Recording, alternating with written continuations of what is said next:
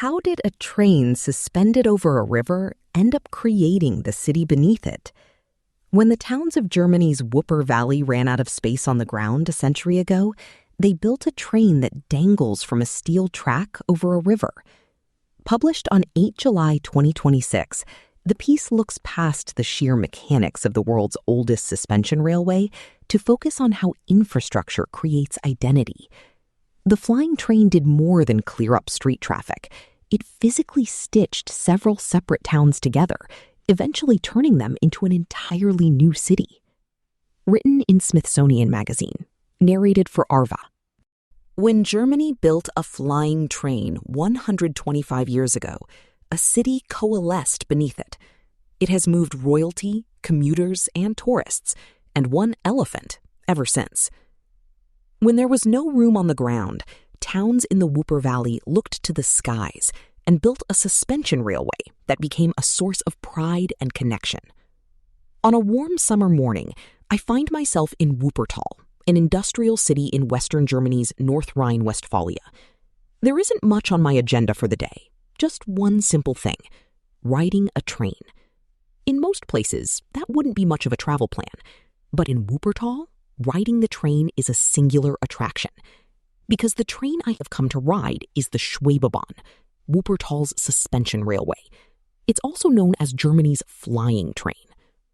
One of the most unusual public transportation systems in the world, the train hangs from an elevated steel track, its carriages dangling 26 to 40 feet above the city as it glides through the air, giving passengers the sensation of flying. For more than 125 years, the Schwebebahn has floated over the River Wupper and across the city. It opened to the public in 1901 and is the world's oldest suspension railway. It carries more than 80,000 passengers, mostly residents and a few curious tourists like me, every day, and remains integral to life in Wuppertal. As I board the Schwebebahn, I quickly understand why visitors are fascinated by it. It feels like stepping into a wobbly cable car rather than a sturdy train cabin. The carriage sways gently as I rush to grab a seat at its farthest end, which promise the best views. As the train leaves the station, I look out of the window to see the Wupper snaking away below me. Roads and buildings zoom past, while cyclists and pedestrians occasionally wave to us. For a moment, it feels like I'm on the fictional Japanese manga Galaxy Express 999, bound not for another station, but for the stars. A ride on the Schwebebahn is special and unforgettable, says Thomas Helbig, managing director of the Schwebedrome, an interactive museum in Wuppertal dedicated to the railway. That's why we have a saying in German, Einmal im Leben durch Wuppertal schweben, which means once in your lifetime, you have to ride the Schwebebahn in Wuppertal, he adds with a smile. On digging deeper, I find that the story of how Wuppertal got a suspension railway is as fascinating as the train ride itself. A train fit for the terrain. When the idea of a suspension railway was conceived in the 1880s, the city of Wuppertal did not exist. Instead, the Wupper River Valley was home to several smaller towns, including Elberfeld and Barmen, that were hubs for Germany's booming textile industry. By the late 19th century, these towns experienced a surge in population and were desperately looking for mobility solutions to replace the horses and coaches that could no longer handle the increasing traffic, says Helbig. While other places opted for trams, buses, and underground metro systems, the situation here was different and a little tricky. The Wupper Valley was narrow and surrounded by steep hills. Towns had grown along the river, with factories and houses built on its banks. There was no space to construct additional roads or railway tracks. Digging underground, which was hard and rocky, wasn't a feasible alternative. The space over the river was the only space we had, says Helbig. When Carl Eugene Langen, a German engineer and entrepreneur, presented his ambitious idea of an elevated railway system in which carriages were hung from an overhead steel track with the help of wheel bogies, Elberfeld and Barmen jumped in on the plan. Woffinkel, another town on the river, joined them. Wuppertal's suspension railway was formally approved in 1894. Construction began in 1898, and on March 1st, 1901, the first section opened to the public.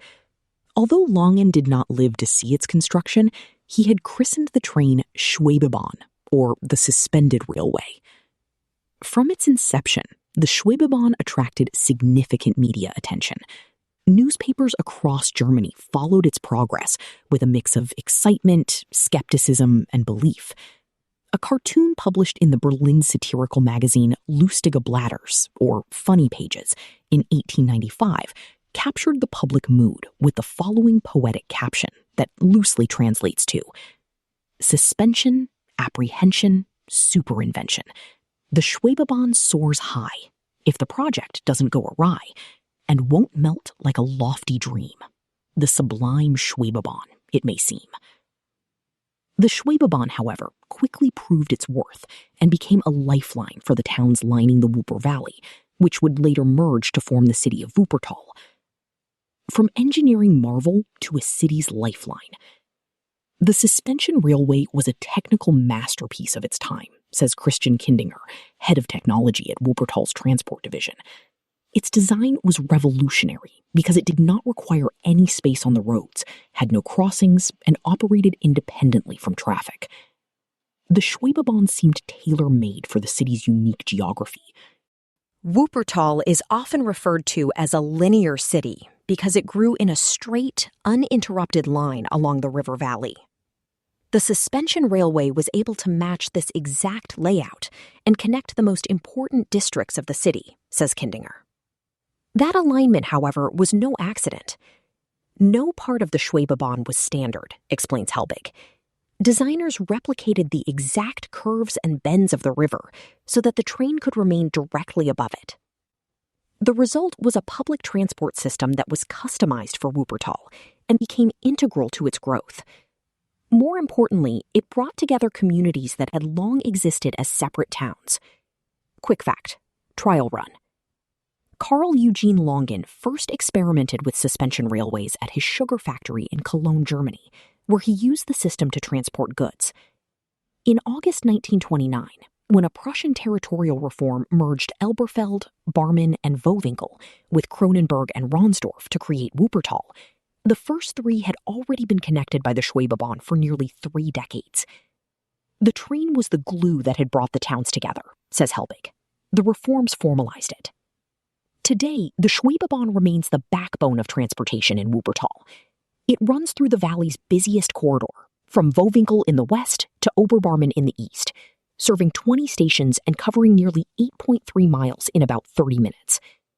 Since this is the valley's busiest corridor, the train plays an important role in easing Wuppertal's traffic congestion problem, says Helbig. A cultural symbol. Over time, however, the Schwebebahn has grown into much more than just a transportation system for the city. It has become a source of local pride and a symbol of Wuppertal's identity, says Kindinger, explaining how the railway has contributed to Wuppertal's international recognition and brought in visitors from all over the world.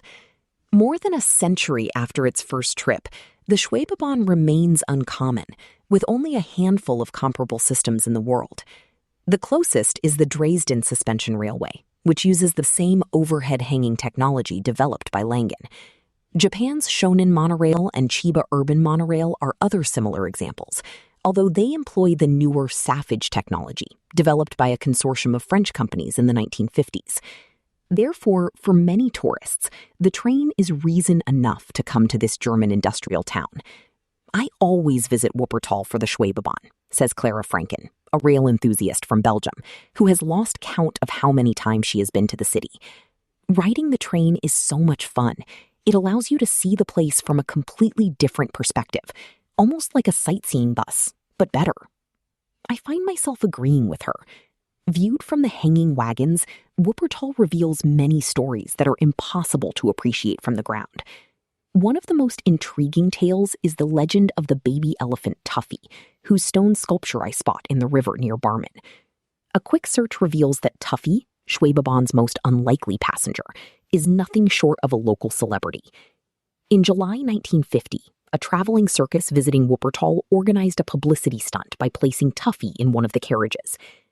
Tuffy, however, didn't like the reporters and the noise, got nervous, and fell out of the train into the river, says Helbig. Fortunately, she survived with only a small scratch on her neck. The story, however, became famous and is now part of local folklore, says Kindinger. Today, you will find Tuffy everywhere in Wuppertal, on postcards, pens, bags, mugs, and all kinds of souvenirs. Tuffy's legacy, however, goes far beyond the souvenir shops. The stone sculpture I spotted in the river marks the spot where the elephant fell, while a full-size bronze statue stands near Wuppertal's town hall. Every winter, the city also celebrates its favorite baby elephant by installing a giant illuminated winter Tuffy sculpture at the entrance to the Barman pedestrian zone. I cannot resist picking up a Tuffy soft toy and a magnet from the gift store at the Schwebebahn Museum, where children and adults excitedly browse through shelves packed with elephant-themed memorabilia. More than 70 years after her dramatic fall into the Wupper, Tuffy remains immortalized here. I continue strolling through the museum to realize that over the past 125 years, the Schwebebahn has become a cultural icon in addition to being an engineering marvel. Closely intertwined with people's routines and memories, as well as timeless legends, it has come to represent Wuppertal. Perhaps nothing captures the spirit better than the city's fascination with the Kaiserwagen, the King's Wagon, a replica of which I find at the museum. German Emperor Wilhelm II and his wife, Augusta Victoria, rode this royal carriage car on the Schwebebahn on October 24, 1900, months before the suspension railway opened to the public.